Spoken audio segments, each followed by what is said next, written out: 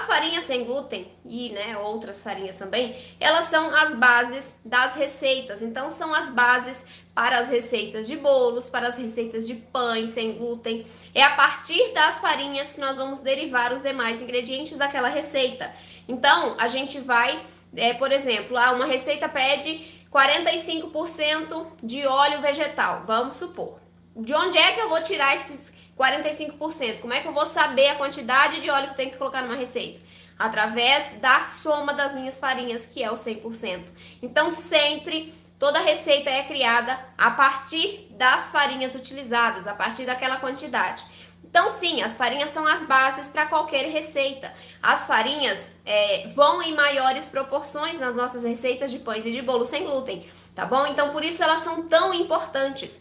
Porque se a gente erra ali na quantidade, no tipo de farinha, a gente pode ter um resultado final que fique duro, que fique seco, né, esfarelando. Então, conhecê-las é um ponto muito importante para você conseguir fazer os seus pães e bolos perfeitos sem glúten, tá? E dentro da panificação e da confeitaria sem glúten, né, dentro desse mundo sem glúten, nós temos uma grande variedade de farinhas. E cada uma com uma característica única.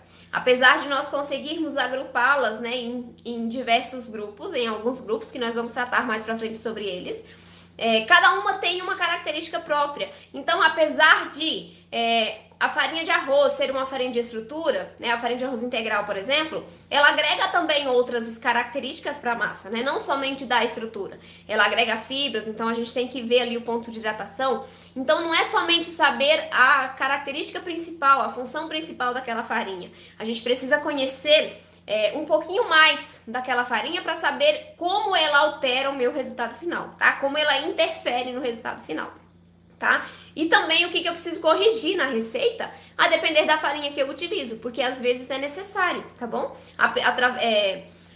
Algumas substituições, às vezes a gente vai precisar colocar mais água ou colocar menos água, né? Se uma farinha for mais ou menos rica em fibras. Então é muito importante a gente conhecer as farinhas. Mas você não precisa conhecer todas as farinhas sem glúten, porque a gente tem diversos tipos. E muitos deles a gente nem utiliza, nem tem disponível para comprar tão fácil, né? Então você não precisa conhecer as características de uma farinha que você nunca vai usar, por exemplo. Aí você precisa conhecer as farinhas que você mais utiliza no seu dia a dia, né? As mais simples, as mais básicas, a que você tem mais acesso na sua região. Mas é muito importante que você conheça pelo menos as características principais das farinhas básicas que você utiliza na sua casa, para que você consiga obter um resultado final que você goste, né? Que sua família goste também, tá? Então é muito importante conhecer, sim, as farinhas que nós temos disponíveis e que nós utilizamos no nosso dia a dia, em nossas receitas caseiras.